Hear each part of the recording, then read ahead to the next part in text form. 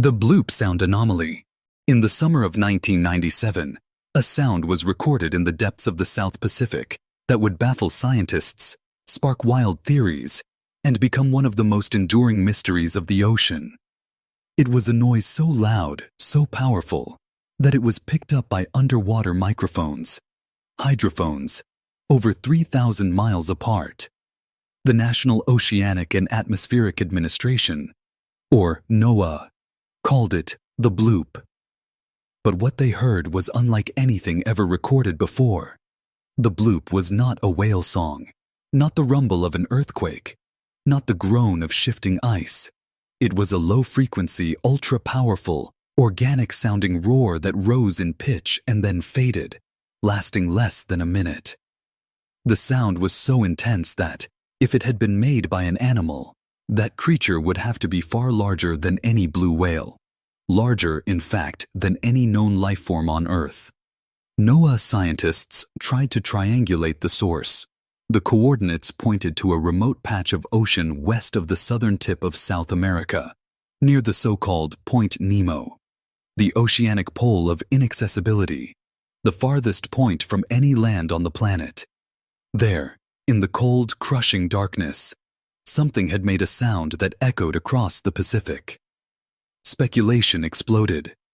Some said it was the call of a colossal undiscovered sea creature, an aquatic leviathan lurking in the abyss. Others pointed to the works of H.P. Lovecraft, noting that the Bloop's location was eerily close to the fictional sunken city of Arlie, home to the cosmic horror Cthulhu. Was the Bloop a real-life monster, a myth come to life, or something even stranger? Skeptics offered more mundane explanations. They suggested the sound was caused by ice quakes, massive chunks of Antarctic ice breaking and shifting underwater. NOAA itself eventually leaned toward this theory, noting that similar sounds had been recorded from ice movement. But the Bloop was different. It was louder, more powerful, and more organic than any known ice quake. And no one could explain why it happened only once, never to be heard again. The mystery deepened when other strange sounds were recorded in the years that followed. Julia, slow down, upsweep, each with its own unique signature, each defying easy explanation. The ocean, it seemed, was full of voices we could barely comprehend. But the Bloop remains the most famous, the most haunting. It is a reminder that the deep ocean is not a silent void, but a world of hidden forces and unknown life. What made the Bloop? Was it a living creature, a geological event, or something else entirely? And if it was an animal, what kind of being could make a sound so vast, so powerful, that it could be heard across an entire ocean? To this day, the Bloop's true source remains unsolved. The ocean keeps its secrets well, and somewhere, in the cold, dark waters of the South Pacific, something may still be waiting to be discovered. A creature, a force, or a phenomenon beyond anything we have ever imagined. The Yonaguni Monument, in 1986, off the southern coast of Japan's Yonaguni Island, a local diver searching for hammerhead sharks stumbled upon something that would ignite one of the greatest underwater controversies of the modern era. Beneath the rolling blue waves, at a depth of nearly 80 feet, he found a massive stone structure. Terraces, steps, and flat platforms, all carved with geometric precision.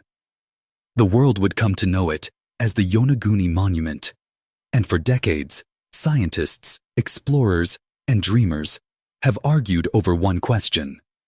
Is it the work of nature, or the ruins of a lost civilization? The monument is enormous, over 300 feet long and 90 feet wide, with sheer walls rising from the sea floor like the sides of a sunken ziggurat. There are broad, flat terraces, right-angled corners, and what appear to be staircases leading up and down. Some divers claim to have seen pillars, roads, and even what looks like a giant stone face staring out into the abyss. The site is so precise, so architectural, that it seems impossible to believe it could be natural. Marine geologist Masaki Kimura, who has spent decades studying Yonaguni, is convinced it is man-made. He points to the sharp edges, the flat surfaces, and the apparent alignment of the monument with the cardinal directions. Kimura believes the structure is at least 10,000 years old, built at a time when sea levels were much lower and the area was dry land. If true, it would rewrite the history of civilization in Asia, predating the pyramids of Egypt and the temples of Mesopotamia by thousands of years. But mainstream geologists are skeptical. They argue that the monument is nothing more than a natural formation, the result of tectonic activity and the fracturing of sandstone along parallel lines. The ocean, they say, is full of strange shapes and patterns, and the human mind is wired to see order in chaos. The so-called steps and terraces are simply the product of erosion and the relentless action of the sea. Yet the mystery refuses to die. Divers continue to report new discoveries, carvings, tool marks, and even what some claim are ancient inscriptions. Local legends speak of a lost city, swallowed by the sea in a great cataclysm. Some researchers have even linked Yonaguni to the myth of Mu, a sunken continent said to have vanished beneath the Pacific thousands of years ago. The debate has become a battleground between science and speculation, evidence and imagination. But the questions remain. If Yonaguni is natural, why does it so closely resemble the architecture of ancient temples and pyramids? If it is man-made, who built it, and why? What civilization could have possessed the knowledge and resources to carve such a monument, only to vanish without a trace? The Yonaguni Monument stands as a silent enigma, a riddle carved in stone and hidden beneath the waves. It is a place where history blurs into legend, where the boundaries between the possible and the impossible dissolve. Whether it is the work of nature or the legacy of a forgotten people, Yonaguni reminds us that the ocean is not just a barrier but a vault, a keeper of secrets, waiting for those brave enough to dive into the unknown. And as the currents swirl around its ancient stones, the monument asks a question that echoes through the deep. What else lies hidden beneath the sea, waiting to be discovered? The Bermuda Triangle. There is a patch of ocean in the western Atlantic, stretching from Miami to Bermuda to Puerto Rico, that has haunted the imagination of sailors, pilots, and storytellers for generations.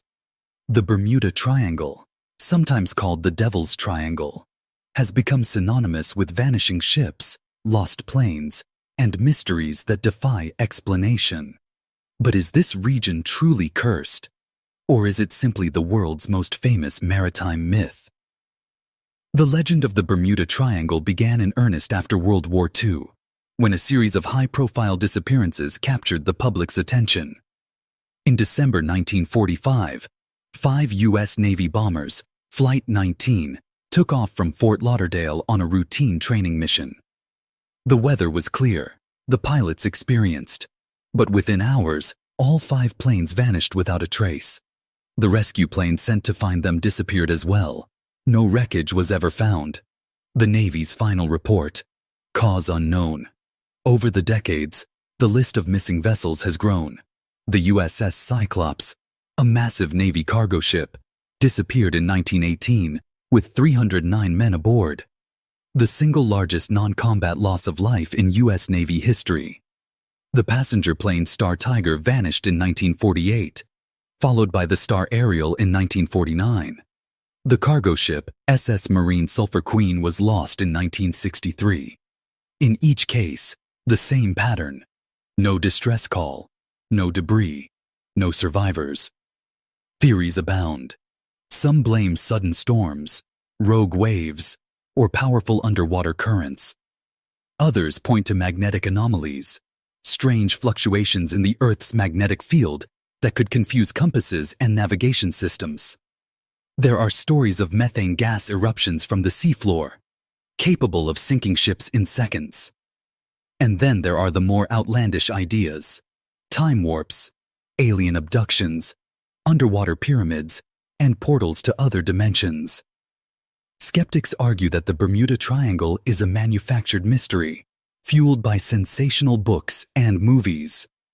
They point out that the region is one of the busiest shipping lanes in the world, And that statistically, the number of disappearances is no higher than in any other heavily traveled part of the ocean. Many of the so-called mysteries have mundane explanations: bad weather, human error, mechanical failure. But the legend persists, fed by the unknown. What makes the Bermuda Triangle so compelling is not just the number of disappearances, but the way they happen. Ships and planes vanish without warning, often in good weather, sometimes in sight of land. Radio transmissions cut off mid-sentence. Search teams find nothing: no oil slicks, no floating wreckage, no clues. It is as if the ocean itself has swallowed them whole. In recent years, advances in technology have allowed researchers to probe the depths of the triangle as never before. Sonar scans have revealed deep trenches and underwater caves. Satellite data has mapped the region's unpredictable weather patterns. But the core mysteries remain unsolved. The ocean keeps its secrets. Is the Bermuda Triangle a real phenomenon, or a story we tell ourselves to explain the unexplainable? Are there forces at work in this corner of the sea that we do not yet understand? Or is the true mystery the power of the human mind to find patterns in chaos, to turn tragedy into legend? Whatever the answer, the Bermuda Triangle endures, a symbol of the ocean's power, its unpredictability, and its capacity to inspire awe and fear. Somewhere beneath those restless waves, the truth waits, silent and unseen. The real coordinates of Atlantis. For more than 2 millennia, the legend of Atlantis has haunted the dreams of explorers, philosophers, and seekers of lost worlds. First described by the Greek philosopher Plato in his dialogues, Timaeus and Critias, Atlantis was said to be a mighty island civilization, rich in knowledge and power, that vanished beneath the waves in a single day and night of misfortune. But was Atlantis ever real? And if so, where did it lie? The search for its true coordinates has become one of the greatest unsolved mysteries of the deep ocean. Plato's account is tantalizingly specific. He describes Atlantis as lying beyond the Pillars of Heracles, what we now call the Strait of Gibraltar, larger than Libya and Asia combined, and ruled by a dynasty of kings descended from the god Poseidon. The Atlanteans, according to Plato, built grand palaces, harbors, and temples, and possessed technology and engineering far ahead of their time. But their pride led to their downfall, and the island was swallowed by the sea. For centuries, scholars dismissed Atlantis as pure allegory, a cautionary tale about hubris and the dangers of unchecked power. But others have taken Plato at his word, launching expeditions to every corner of the globe in search of the lost city. Theories abound. Some place Atlantis in the Mediterranean, identifying it with the volcanic island of Santorini, ancient Thera, which was devastated by a massive eruption around 1600 BCE. Others look to the coast of Spain, the Azores, the Caribbean, or even Antarctica. In recent decades, advances in oceanography and satellite imaging have revealed tantalizing clues. In 2011, researchers using sonar mapping discovered what appeared to be the remains of a vast, rectangular city buried beneath the mudflats of Doñana National Park in southern Spain, just beyond the Pillars of Heracles. The site features concentric rings, canals, and structures eerily similar to Plato's description. But skeptics argue that these are natural formations, or the remnants of later civilizations. Still others point to the mysterious Bimini Road in the Bahamas, a submerged formation of massive stone blocks that some believe are the ruins of Atlantean architecture. In the Azores, divers have reported finding pyramidal structures and ancient roads deep beneath the waves. Each new discovery reignites the debate. Is this the final resting place of Atlantis, or just another mirage conjured by our longing for lost worlds? The mystery deepens when you consider the global flood myths found in nearly every ancient culture, stories of great deluges that wiped out entire civilizations. Could Atlantis be a memory of a real event, preserved in myth and legend? Or is it a symbol, a metaphor for the rise and fall of all human societies? Despite centuries of searching, the real coordinates of Atlantis remain elusive. The ocean guards its secrets well, but the quest endures, driven by the hope that somewhere, beneath the silt and the silence, the truth still waits to be found. Is Atlantis a lost city, a lost continent, or a lost idea? And if we ever do find it, will we recognize it for what it truly was, or will it remain forever just out of reach? A riddle whispered by the waves. The Baltic Sea Anomaly. In June 2011, a team of Swedish treasure hunters known as Ocean X was scanning the floor of the northern Baltic Sea, searching for shipwrecks and lost cargo. What they found instead would ignite a firestorm of speculation, controversy, and conspiracy theories that continues to this day. On their sonar screens appeared a massive disc-shaped object, nearly 200 feet in diameter, resting 300 feet below the surface. The world would come to know it as the Baltic Sea Anomaly. The first images were grainy but unmistakable.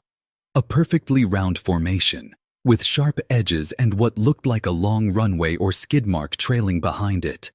Some compared it to the Millennium Falcon from Star Wars.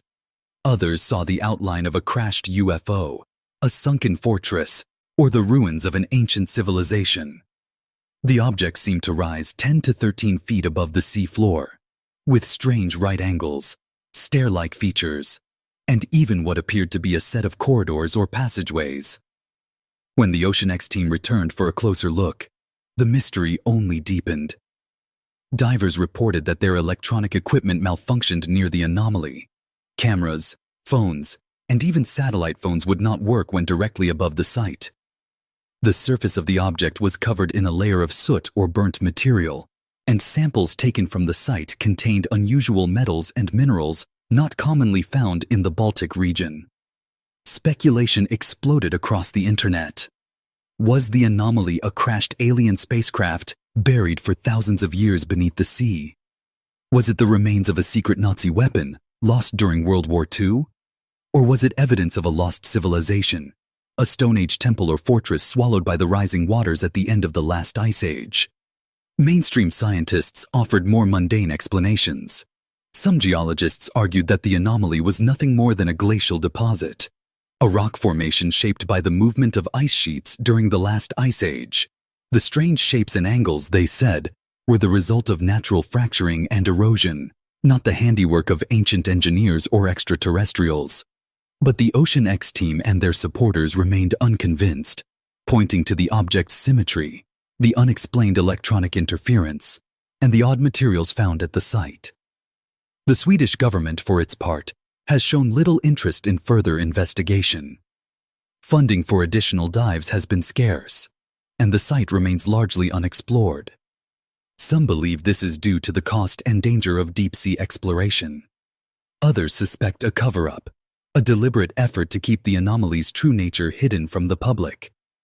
To this day, the Baltic Sea Anomaly remains one of the most enigmatic discoveries of the deep ocean. Is it a natural formation, a relic of a lost civilization, or something not of this world?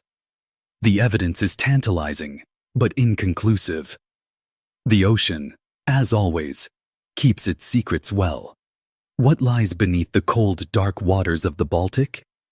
Is the anomaly a message from the past, a warning, or a clue to a history we have yet to uncover? Until someone returns to the depths with new technology and an open mind, the answer will remain just out of reach, a riddle carved in stone, waiting for the next explorer to ask the right question. The MH370 debris mystery. On March 8, 2014, Malaysia Airlines flight MH370 took off from Kuala Lumpur, bound for Beijing. It was a routine red-eye flight, carrying 239 passengers and crew.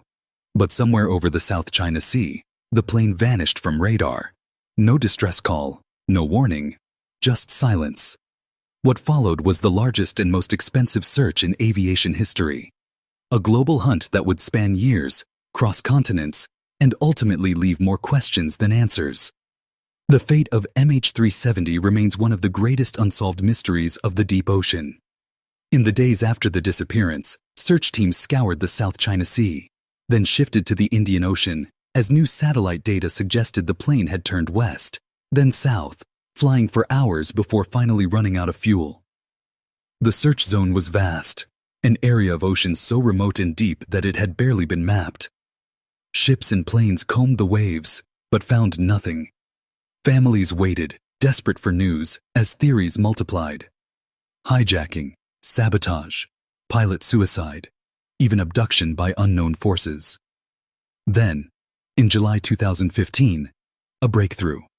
A piece of aircraft debris, a flaperon, washed ashore on Réunion Island, thousands of miles from the original search area.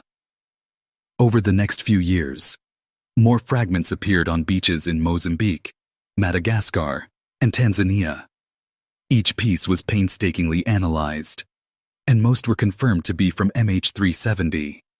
But the main wreckage, the black boxes, and the bodies of those lost remained hidden, somewhere in the abyss.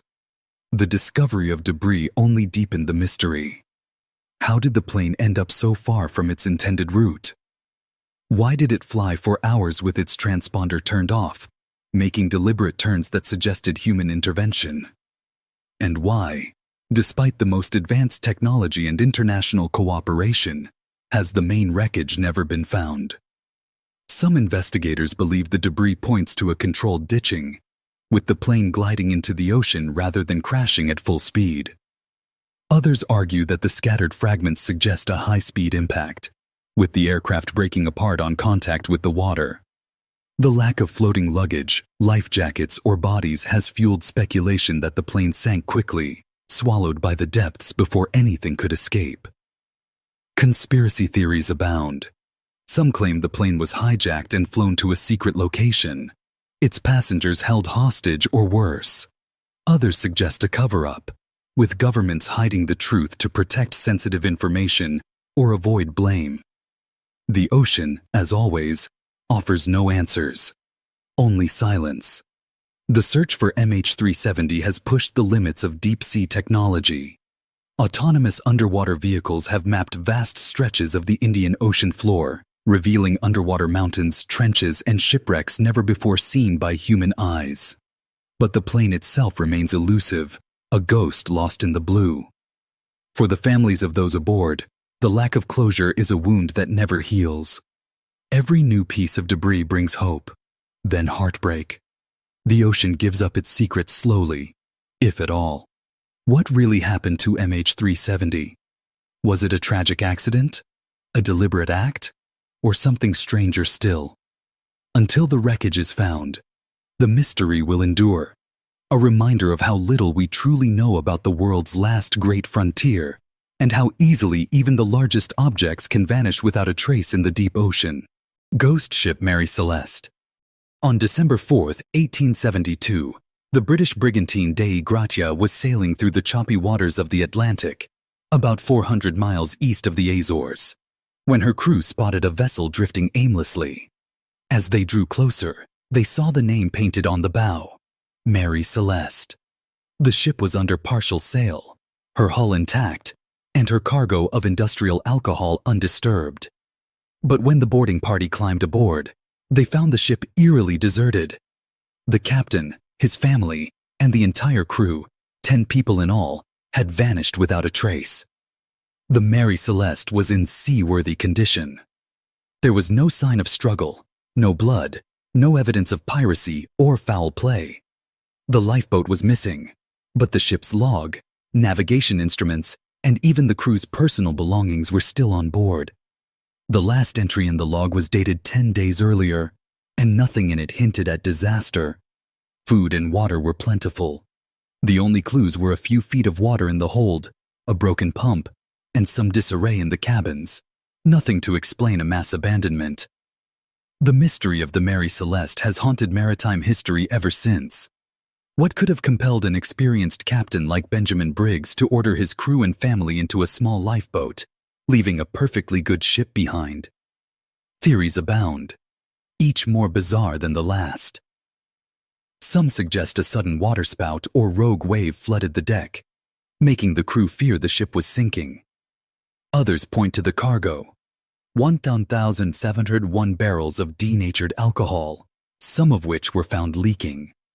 Could toxic fumes or a small explosion have panicked the crew into abandoning ship, only for their lifeboat to be lost at sea? There are tales of mutiny, piracy, and insurance fraud, but no evidence supports these claims. More outlandish theories have been proposed: abduction by sea monsters, alien intervention, or a curse upon the ship. The Mary Celeste has become a staple of ghost stories and supernatural lore, her name synonymous with the unsolvable. Yet, the most likely explanation may be the simplest and the most tragic. Some maritime historians believe that a combination of a broken pump, rough seas, and the leaking alcohol created a perfect storm of confusion and fear. Captain Briggs, believing the ship was about to founder, may have ordered everyone into the lifeboat, intending to stay close until the danger passed. But a sudden squall or shifting winds could have separated the boat from the Mary Celeste, leaving the crew to perish in the vast Atlantic while their ship sailed on, empty and alone. Despite countless investigations, the fate of the Mary Celeste's crew remains unknown. No bodies were ever found, and no one who sailed on her was ever seen again. The ship herself was salvaged, refitted, and sailed for another dozen years before running aground off Haiti and being lost for good. The story of the Mary Celeste endures because it is a perfect mystery, an event with just enough evidence to tantalize, but never enough to solve. It is a reminder of the ocean's power to erase, to confound, and to keep its secrets. In the end, the Mary Celeste is more than a ghost ship. She is a symbol of the unknown, drifting forever on the edge of our understanding. Deep She's unidentified creature. The Mariana Trench is the deepest, darkest, and most mysterious place on Earth. Plunging nearly 7 miles beneath the surface of the Pacific Ocean, it is a world of perpetual night, crushing pressure, and freezing cold. A place so alien that more people have walked on the moon than have visited its bottom. Yet, even here, life endures. And sometimes, what emerges from the abyss defies all explanation. In 2016, a team of researchers from the National Oceanic and Atmospheric Administration, NOAA, sent a remotely operated vehicle, Deep Discoverer, into the depths of the trench as part of the Okeanos Explorer mission. The ROV's cameras captured images of bizarre, otherworldly creatures, translucent amphipods, ghostly octopuses, and strange glowing jellyfish. But it was a brief, shadowy encounter that would spark the imagination of scientists and the public alike. As the ROV drifted near the trench's floor, its lights caught a massive, undulating shape moving just beyond the edge of visibility. The creature was enormous, far larger than any known deep-sea animal, its body sinuous and serpentine, with no visible fins or limbs. For a moment, it hovered in the light, then vanished into the blackness. The video was grainy, the details indistinct, but the impression was unmistakable. Something unknown was lurking in the deepest part of the ocean. The footage was released online, and speculation exploded. Was this a new species of giant eel, a colossal squid, or something even stranger, a living fossil from a forgotten age? Some compared the shape to the legendary sea serpents described in sailors' tales, or the mythical kraken said to dwell in the abyss. Others wondered if the creature was a survivor from the time of the dinosaurs, a relic of a lost world preserved in the trench's eternal darkness. Mainstream scientists urged caution. The deep ocean is full of optical illusions, they said, and the play of light and shadow can make small animals appear gigantic. The ROV's cameras can distort shapes, and the pressure and cold can alter the appearance of even familiar species. But the mystery remained. No known animal matched the size or movement of the creature in the video, and no one could say for certain what it was. The Mariana Trench is a place of extremes, where life has adapted in ways we are only beginning to understand.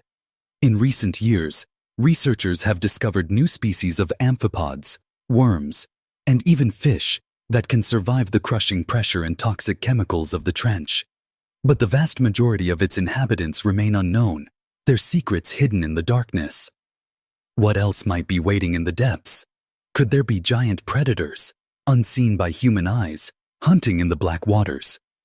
Are there creatures so strange, so alien, that we would not even recognize them as life? The ocean is a place of endless possibility, and the Mariana Trench is its greatest mystery. Until we return with better technology, braver explorers, and a willingness to confront the unknown, the truth will remain out of reach. The unidentified creature of the Mariana Trench is a reminder that the world is still full of wonders, and that the greatest discoveries may still be waiting, far below the surface, in the last unexplored frontier on Earth, deep-sea hydrothermal vents. In 1977, a team of scientists aboard the research vessel Alvin made a discovery that would forever change our understanding of life on Earth, and perhaps life elsewhere in the universe. Deep in the Galapagos Rift, nearly 8,000 feet below the surface, they found a landscape that defied everything they thought they knew about the ocean. Towering chimneys spewing superheated, mineral-rich water into the blackness, and around them, a thriving ecosystem of creatures unlike anything seen before. These were the deep-sea hydrothermal vents, and their mysteries are still unfolding. The vents themselves are geological wonders. Formed where tectonic plates pull apart, they release water heated to over 700 degrees Fahrenheit, rich in chemicals like hydrogen sulfide and methane. In the inky darkness, far beyond the reach of sunlight, scientists expected to find only barren rock and lifeless mud. Instead, they found oases of life, giant tube worms, some over 6 feet long, with blood-red plumes, blind shrimp that sense heat, clams, crabs, and strange ghostly fish. These creatures do not rely on photosynthesis, but on chemosynthesis, bacteria that convert the vent's toxic chemicals into energy, forming the base of a food web that is both alien and ancient. The discovery of hydrothermal vents shattered the old belief that sunlight was essential for life. Here, in the most extreme conditions on Earth, life not only survives, it thrives. The vents are home to species found nowhere else, many of which are still unnamed and unstudied. Some scientists believe that life on Earth may have begun in places like these, billions of years ago, protected from the chaos of the surface by miles of water and rock. But the vents are also a source of mystery and controversy. Some vents appear and disappear in a matter of years, their locations shifting as the seafloor changes. Entire ecosystems can be wiped out or created overnight. The chemistry of the water is so extreme that it corrodes metal and dissolves rock, yet the animals here have evolved to withstand it. How did such complex life arise in such a hostile environment? What secrets do these creatures hold about adaptation, survival, and the origins of life itself? There are even stranger questions. In recent years, researchers have detected faint electrical currents running through the vent fields, and some have speculated that these could play a role in the chemistry of life. Others wonder if similar vents might exist on the icy moons of Jupiter and Saturn, Europa and Enceladus, where liquid oceans lie beneath frozen crusts. If life can exist at the bottom of Earth's ocean, could it also exist in the oceans of other worlds? The deep-sea hydrothermal vents are a reminder that the ocean is not just a place of darkness and danger, but of creation and possibility. They are living laboratories, offering clues to the greatest questions in science. How did life begin? How does it adapt? And are we alone in the universe? Yet for all we have learned, the vents remain largely unexplored. The ocean is vast, and the technology to reach its deepest secrets is still in its infancy. Every new expedition brings the promise of discovery and the certainty that there is much more to find. In the end, the hydrothermal vents are both a mystery and a promise that the unknown is not empty, but full of life, waiting for us to look deeper. The Lost the Flower de la Mar. In the early 16th century, The world's oceans were a battleground for empires, and the promise of unimaginable wealth lay hidden beneath the waves. Among the most legendary of all lost treasures is that of the Flor de la Mar, the flower of the sea, a Portuguese carrack whose fate has become one of the greatest unsolved mysteries of the deep. The Flor de la Mar was a marvel of her age. Over 400 tons, richly decorated and built to carry the spoils of conquest from the East Indies back to Portugal. In 1511, after the fall of the Sultanate of Malacca, the ship was loaded with a fortune in gold, silver, gemstones, and priceless artifacts.